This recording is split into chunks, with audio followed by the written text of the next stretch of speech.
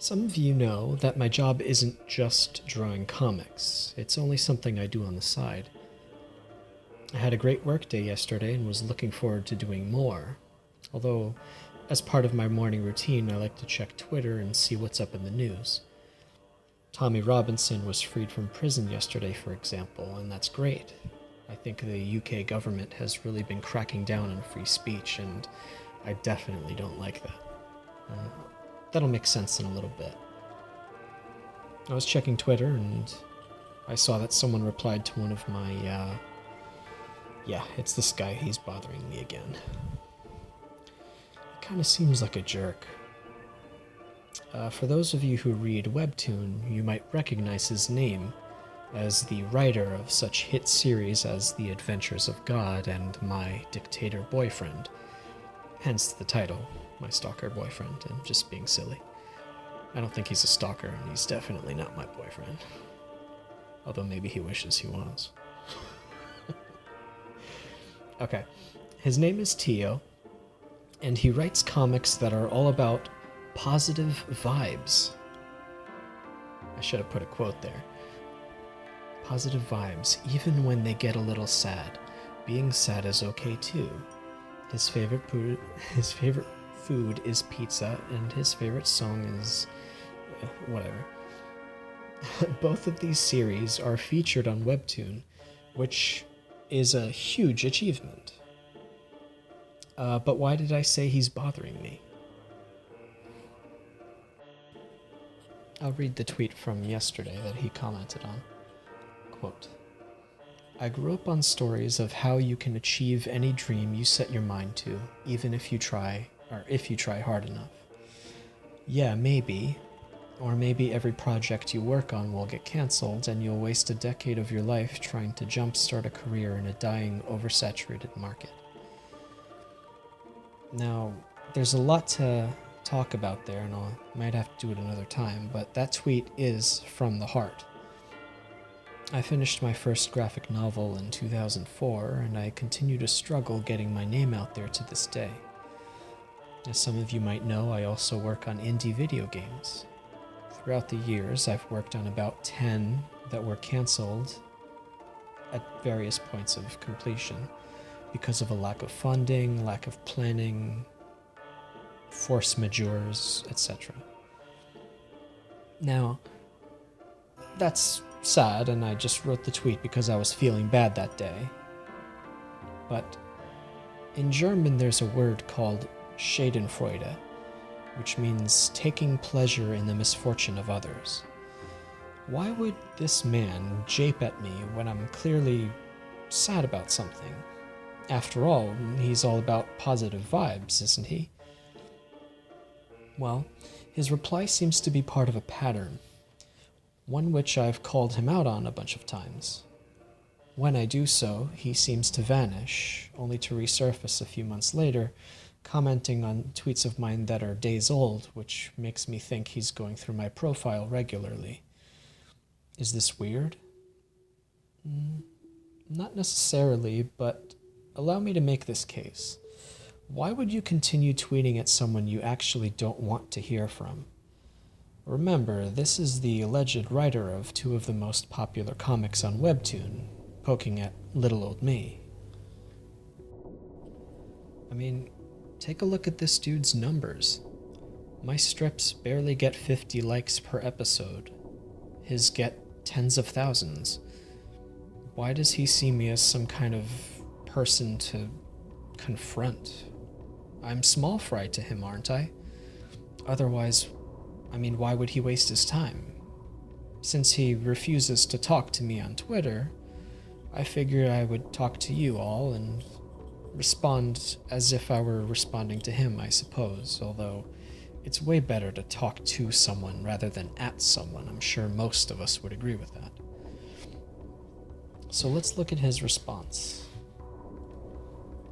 Quote, "Those damn liberals." And then I said, where do you see the word liberal in that tweet? That seems sort of a non sequitur, right? Why would he mention liberals? It seems that based on past tweets, that Tio seems to think that I'm a conservative. To make my case here and get to my long-winded point, which I apologize for, we'll have to look at some other tweets first. He first got in touch, as far as I can tell, because of an old problem I had back in 2017, where someone was blatantly plagiarizing my comic, tracing over it and changing the words around, pretending like it was their own. It was fairly popular, and that was pretty frustrating. He seemed supportive at that time, as well as when I poked Webtoon, telling them that their censoring and line breaks in their comments section are broken. For example, have you ever tried to type the word suspicious in a comment? Give it a try and see what part Webtoon thinks is a racial slur. Between these two tweets, you would think he was just a regular guy shooting the breeze with me. Then one day I poked at Webtoon about why they weren't featuring me, something I do from time to time.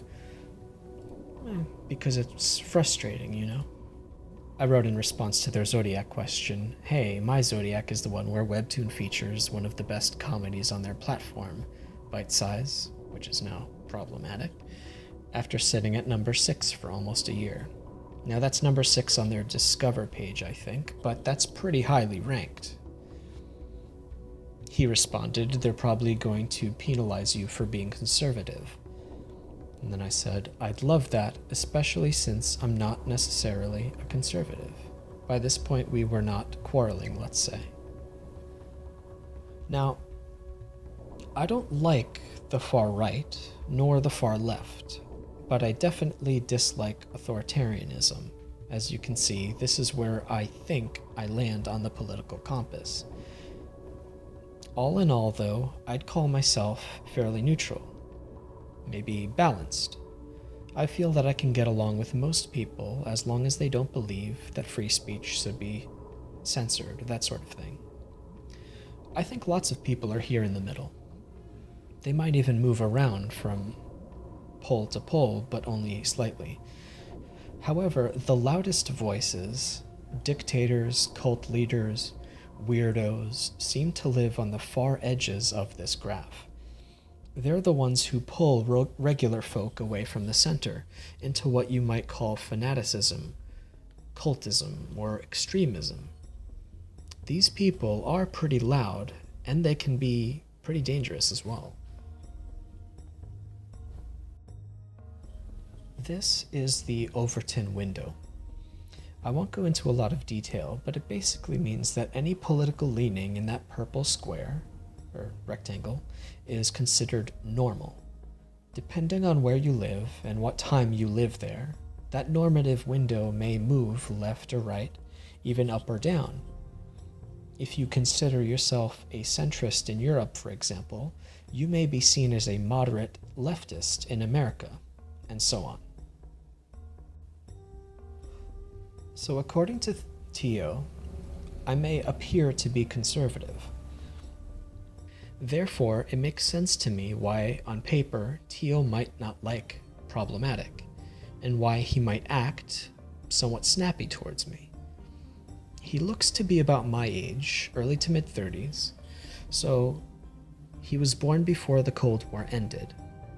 He also identifies himself as he, him on his profile, in terms of pronouns, as if the beard wasn't enough evidence.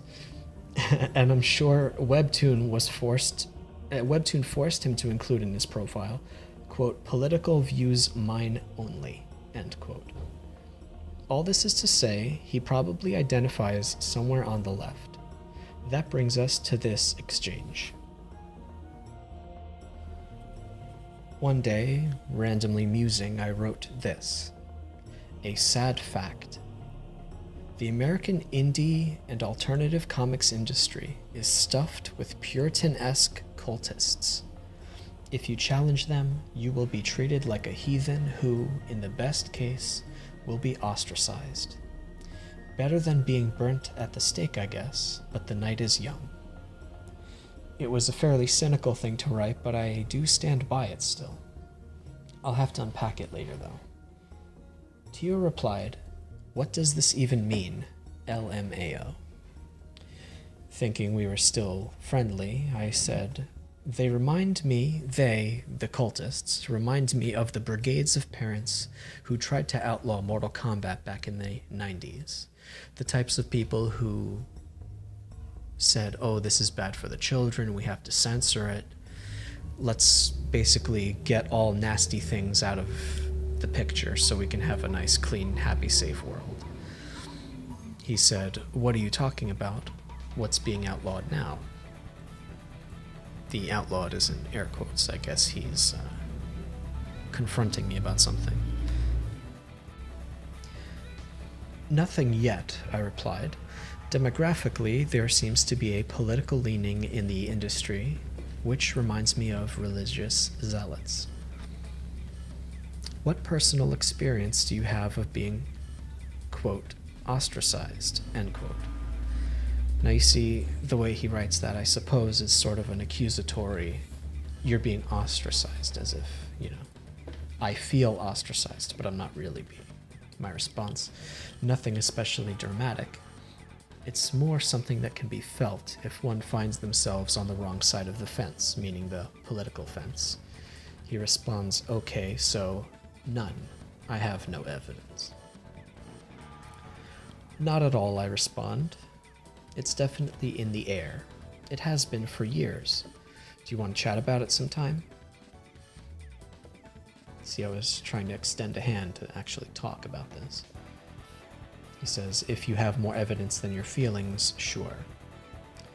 I'm always delighted to talk to fellow creators as long as you don't mind that I'm a centrist heathen. I was trying to be jokey, but I guess that can be interpreted as hostile. He responds, it's not so much your centrism as your victim complex, but you're welcome to try and prove your oppression is real.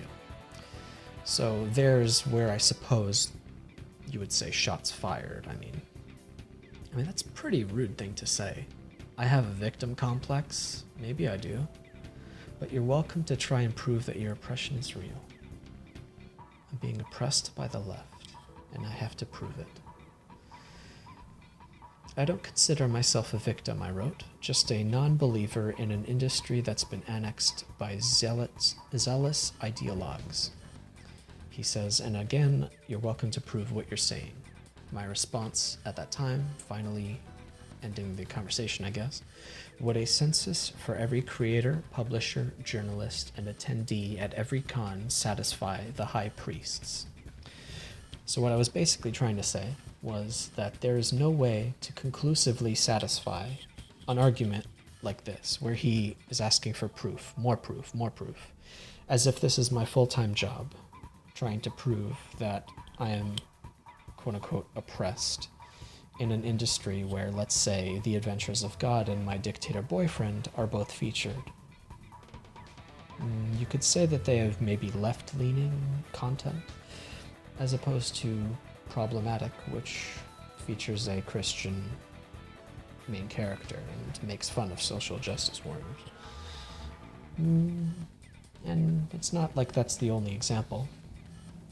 But let's press on. For now, suffice to say, I have a feeling, like many people in the American comics industry, that there seems to be some funny business going on when it comes to political content, or political creators. Or rather, the politics of these creators. The group we call social justice warriors seem to have quite a loud voice in the industry these days, while conservative and centrist creators are being ignored. Being a centrist myself, I have a general feeling that is related to that original tweet at the beginning of this video. Do I have concrete evidence that I can present? I'm not sure. It's not like I can do a search history of my entire career like I have for Twitter, looking for these tweets. And it's not like I keep a record of every time something weird or unfair happens to me. Tio seems quite eager to point this out, though, that I have some kind of victim complex they're all after me, well,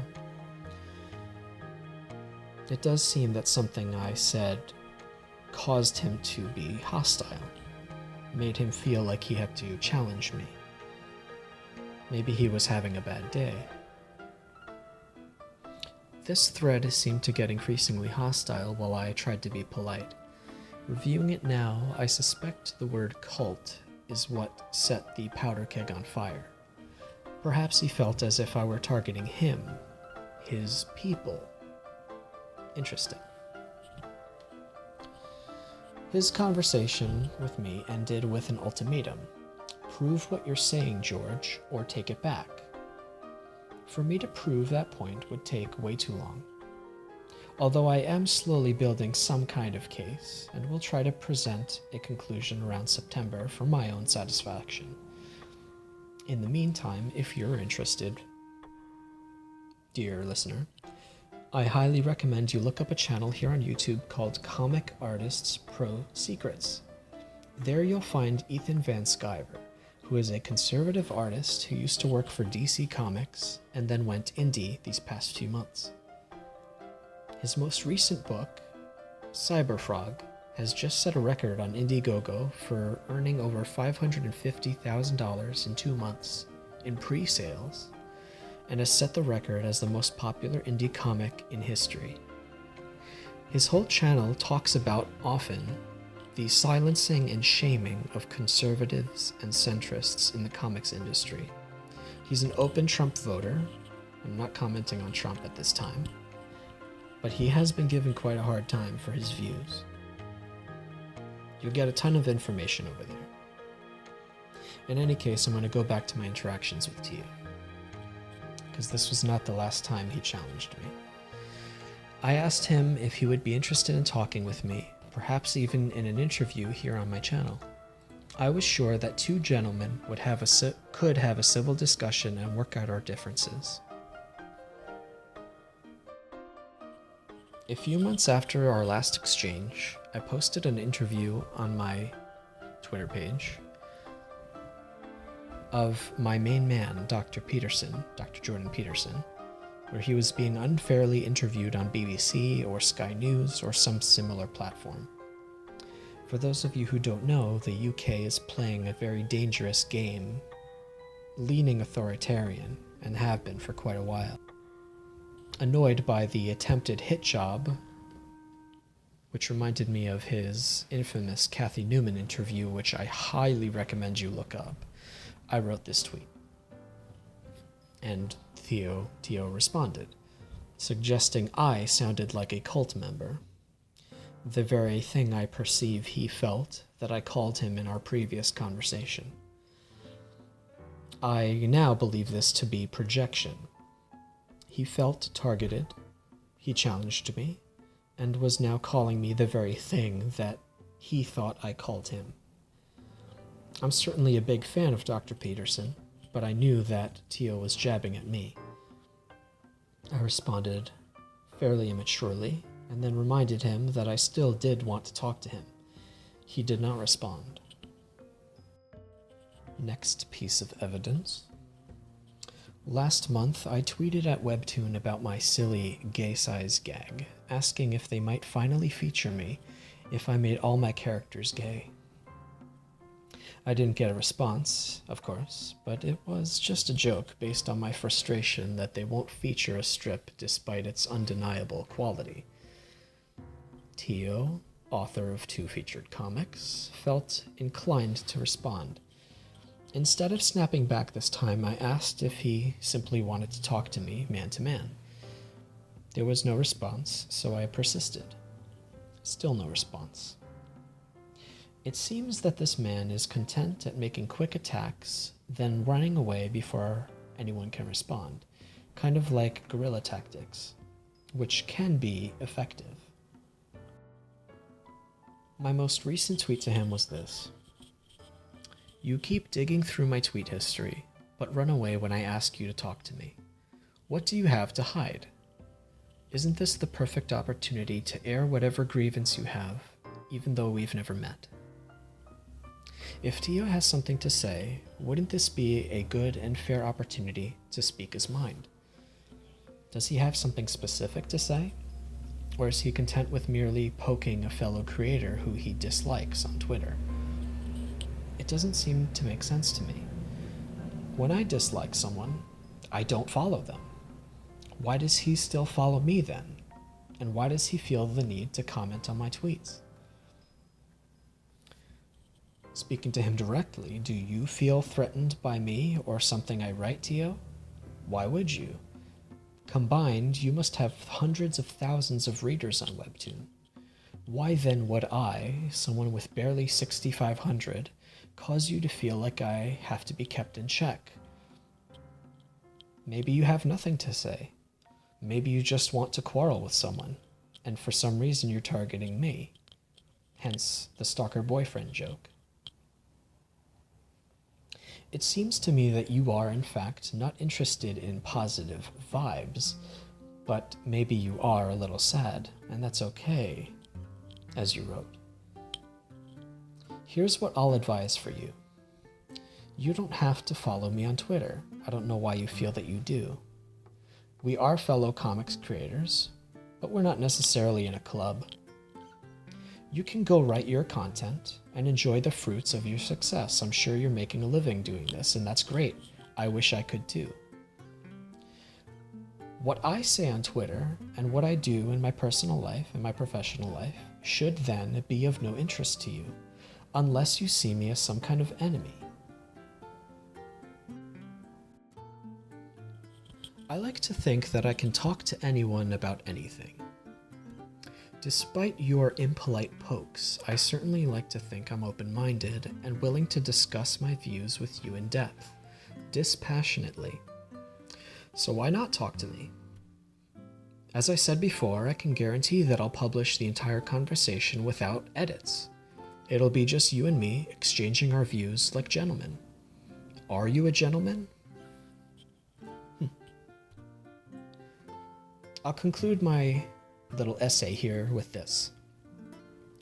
Despite Tio's barbed challenges, he's gotten me interested in proving, or at least backing up my claims firsthand, that there's a bias in the American comics industry, specifically in the indie scene where I am.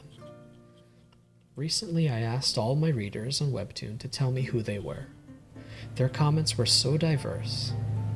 I don't have many readers, but you guys are from all over the world. We got guys, girls, younger, older, religious, irreligious, all kinds of political views. I'm grateful that all of you find my little webcomic worth your time. It's so rewarding to put smiles on all your faces, even if it's just for a few seconds a day, or per post, I should say. Anyhow, for those of you on the East Coast of the United States, I'll be attending a small indie convention near Washington, D.C., called Small Press Expo in September. While there, I'm going to try and interview people and see if my hypothesis holds any water. I mean, heck, maybe I'm wrong. I am willing to find out. It's good to talk to people and learn about their views.